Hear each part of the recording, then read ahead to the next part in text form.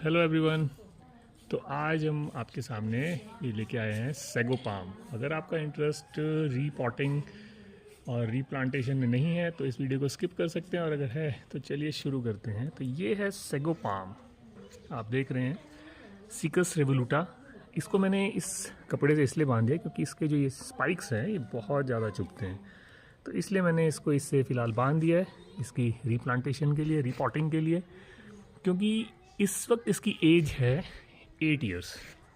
तो after 8 years ये पहले इस पॉट में था, ये देखिए इस तरह से है ये पॉट, और ये देखिए इसको तोड़ के निकाला गया है और ये तोड़ना पड़ा।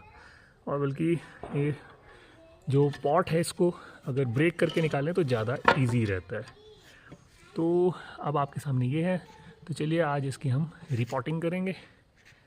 तो शुरू करते हैं इसके लिए repotting of this sago palm tree, sago palm cycas revoluta. तो चलिए शुरू करते हैं। तो इस तरह से ये प्लांट को यहाँ, सैगो पाम को यहाँ ले आया गया है। अब मैं आपको चीज़ें दिखा देता हूँ जो यूज़ होंगी इसकी रिपॉटिंग के लिए। सबसे पहले देखिए ये एक फुल साइज़ एक पॉट है, उसके बाद फर्टिलाइज़र, वुड ऐश, और ये थोड़े इक्विपमेंट्स हैं। और स्पेशली ये वाला जो है ये इसको यूज़ किया जाएगा इस तरह से। ये देखिए इसी की आप अगर पिछले वीडियो देखें पॉनीटेल पाम, उसमें भी इसी तरह का बताया गया है कि किस तरह से आप इसको रिपॉटिंग कर सकते हैं। तो व्यूवर चाहें तो वो भी देख सकते हैं। तो इस तरह से इसकी मिट्टी निकाली जाएगी, और जो इसकी एक्स्ट्रा इसमें, जैसे आप देख सकते हैं, देखिए ध्यान से देखिएगा। भी मैं आपको एक चीज़ दिखाता हूँ।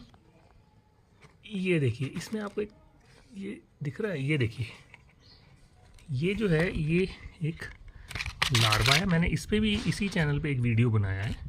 ये प्लांट्स की रूट्स को डिस्ट्रॉय करते हैं, एज अ फूड उनको यूज़ करते हैं, जिससे प्लांट जो है वो बहुत जल्दी मर जाता है। ये देखिए ये एक तरह का बग है, इंसेक्ट है और लार्वल स्टेज में है। तो ये जो चीज़ है इस तरह से डैमेज करती है प्लांट्स को, तो ये हमें निकालना बहुत ज़रूरी है। इसलिए हम यहाँ पर ये देखिए वुड ऐश का यूज़ करेंगे, जिससे ये एक नेचुरल इनके लिए एक इंसेक्टिसाइड का ये काम करता है। तो चलिए अब हम इसकी एक्स्ट्रा रूट्स और इसकी डिब्राइबमेंट, जिसको कहते हैं टेक्निकल वर्ड डिब्राइबमेंट, वो करेंगे। तो लेट अस सी।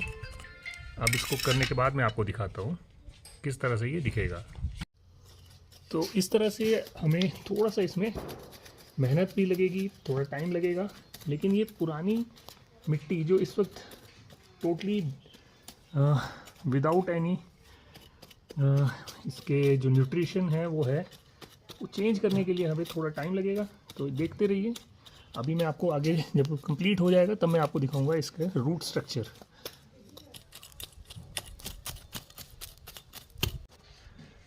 तो अब इस तरह से हमने ये with the help of this instrument इस सारी इसकी जो पुरानी मिट्टी थी वो निकाल दी है। और अब आप देखिए ये है इसका रूट स्ट्रक्चर, देखिए इस तरह से। और ये है ट्यूबर, ये देखिए पाम ट्री का ट्यूबर ही जो है वो मेन रहता है, जिसमें इसमें इसकी वाटर स्टोरेज, और ये है टाइप रूट्स, और ये है पूरा root structure from the last 8 years. पिछले 8 सालों से ये इस तरह से दिख रहा है, आप देखिए ये है। तो जैसे मैंने लास्ट वीडियो में पॉनीटेल पाम में भी मैंने 80-20 का रेशियो रखा था, यानी 20% रूट्स रहने दी थी और 80% रूट्स को मैंने कट ऑफ कर दिया था। तो ये सरवाइव कर सकते हैं क्योंकि इनके पास ये ट्यूबर है। इस ट्यूबर की वजह से ये सरवाइव कर सकते हैं, ये इतना डेलिकेट नहीं होता है, तो इसलिए अब आप इसको कट कर सकते हैं। तो चलिए अब मैं दिखाता हूँ आपको कट करने के बाद इसकी रूट्स का स्ट्रक्चर, और थोड़ा साफ़ करने के बाद। तो चलिए इस तरह से अब आप इसकी रूट्स को कट कर सकते हैं। ये देखिए अब 80-20 के रेशियो से मैं इन्हें कट कर दूंगा। तो चलिए अब मैं आपको दिखाता हूँ कि कट करने के बाद किस तरह से इसका रूट स्ट्रक्चर रह जाएगा। ये है आफ्टर कटआउट। ये रूट्स, ये स्मॉल रूट्स मैंने रहने दिए हैं क्योंकि ये ज़्यादा इंपॉर्टेंट है इस वक्त इसके लिए, क्योंकि ये वर्किंग स्टेज में है। क्योंकि जो रूट्स अगर आप देखें जो इस तरह से हो जाती हैं इतनी बड़ी, ये इतना बेनिफिशियल नहीं होती हैं, ठीक है। तो ये है after cutting this is the cut out 80% and this is the remaining 20%। तो चलिए अब इसको थोड़ा साफ़ करते हैं और फिर इसे हम पॉट में लगाते हैं। तो ये देख सकते हैं आप, ये इस तरह से मैं इसे थोड़ा वॉश इसलिए कर रहा हूँ ताकि इसमें अगर कोई चीज़ रह गई है तो वो जो इसके लिए हार्मफुल है वो वॉश आउट हो जाए। अब व्यूवर्स को मैं बताना चाहता हूँ, ये देखिए ये है इसका ट्यूबर, इसमें मल्टीपल ट्यूबर्स हैं, ये देखिए। अब जैसा कि आपने उसमें देखा था पॉनीटेल पाम में, उसमें सिंगल ट्यूबर था, इसमें मल्टीपल है, देखिए 1 2 3 4 और ऐसे ही पूरी चारों तरफ इसके ट्यूबर्स हैं। तो ये भी एक इसकी ऑब्जर्वेशन है जो व्यूवर्स देख सकते हैं कि सेगो पाम में किस तरह से मल्टीपल ट्यूबर्स रहते हैं। इसमें मैं एक चीज़ और भी आपको बताना चाहता हूँ, जैसे आप ये ट्यूबर देख रहे हैं, बहुत सारे लोग इससे ये भी कहते हैं कि ये एडिबल होता है।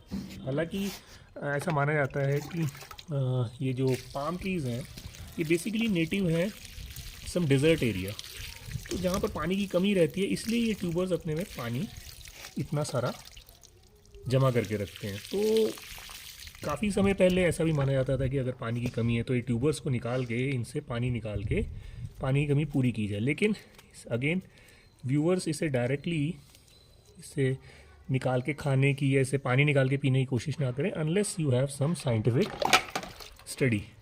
तो ये जस्ट एक पॉइंट था। तो अब ये लास्ट पार्ट में हम जा रहे हैं जिसमें अब हम ये इसकी जो ये सैंड सॉइल इसको यूज़ करेंगे और साथ में फर्टिलाइज़र एंड वुड ऐश। अब मैं इसे निकाल के इस पॉट को प्रिपेयर करने के लिए सब चीज़ों का मिक्सचर बनाऊंगा और इस पॉट में थोड़ा सा वाटर ड्रेनेज के लिए होल भी किए जाएंगे, तो वो करते हैं और उसके बाद इसकी रीपॉटिंग रीप्लांटेशन शुरू करते हैं।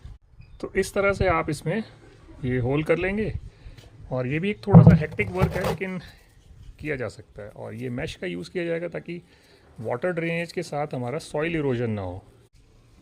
और ये आप देखिए ये यहाँ पर इस तरह से ये रख दिया जाएगा ताकि वाटर ड्रेनेज तो हो बट सॉइल इरोजन ना हो। ये देखिए ये है इस तरह से। तो ये सॉइल बेड बना दिया है। अब ये देखिए यहाँ देखिए ये है फर्टिलाइज़र, इसको हम पूरा इस तरह से मिक्स करेंगे और डाल देंगे और उसके बाद हम इसे मिक्सचर बनाएंगे। तो इस तरह से हमारा ये फर्टिलाइज़र हमने डाल दिया है। तो इस तरह से ये मिक्सचर तैयार हो गया है। ये देखिए मिक्सचर तैयार है। अब हम इसे इस पॉट में डालते हैं। तो चलिए शुरू करते हैं।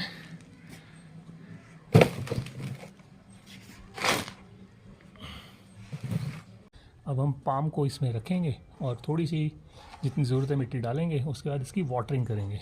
तो चलिए करते हैं। तो इस तरह से इसे रख दिया गया है। अभी इसमें सॉइल अभी डालनी है। ये काफ़ी व्यूअर सोच रहे होंगे कि कपड़ा अभी भी इसमें, इसे हटा दिया जाएगा। इसे लगाया इसलिए गया है क्योंकि ये इसके स्पाइक्स बहुत शार्प होते हैं। ये देखिए इससे आपको लग सकती है, ब्लीडिंग भी हो सकती है, मुझे हुआ था ऐसा। तो चलिए आगे करते हैं और फिर इसको टोटल सेटल डाउन करते हैं।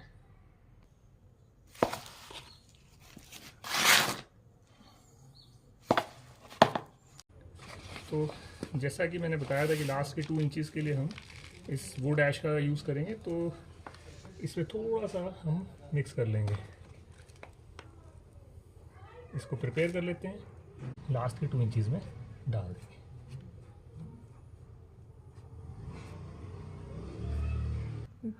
अब ये मिक्सचर तैयार हो गया है। अब हम इसे चारों तरफ फैला देंगे।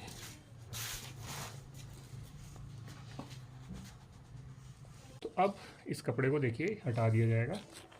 ये सेफ्टी पर्पस के लिए लगाया गया था, तो इसको अब हटा देते हैं ताकि ये प्लांट इजीली सेटल डाउन हो सके।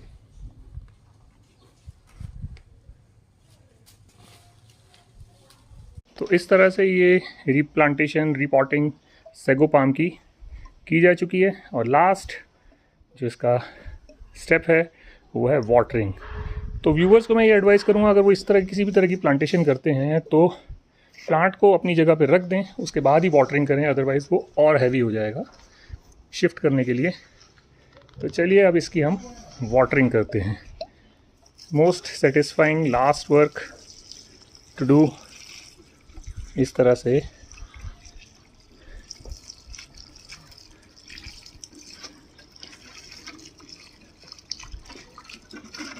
हालांकि ये मुझे भी जगह पे रख के ही करना चाहिए था इसको, लेकिन क्योंकि मैं तो वीडियो मेकर हूँ तो मुझे थोड़ा सा तो एक्स्ट्रा एफर्ट करना पड़ेगा। व्यूअर्स को मैं ये भी बता देना चाहता हूँ कि मेरे पास बहुत हायर एंड गैजेट्स नहीं हैं, जिस वजह से हो सकता है वो बहुत सारे ट्रांजिशंस मिस कर रहे हों इस वीडियो मेकिंग में। तो फ़िलहाल मैं यही कर सकता हूँ जो मैं बेस्ट कर रहा हूँ। कमेंट्स आप कर सकते हैं अगर आप लोगों ने पहले भी इस तरह का कोई वर्क किया है। आप मेरे इस चैनल पे सेम पॉनीटेल पाम की रिपॉटिंग देख सकते हैं। तो इस तरह से आज का हमारा वीडियो यहीं ख़त्म होता है। इस वीडियो को देखिए, लाइक कीजिए, चैनल को सब्सक्राइब कीजिए, शेयर कीजिए और कमेंट ज़रूर कीजिएगा कि अगर कोई आपको इसमें कमी या इसमें कुछ और बेटरमेंट दिखती है तो वो की जा सके। तो चलिए आज के लिए इतना ही, फिर मिलते हैं किसी और वीडियो में। तब तक के लिए बाय बाय।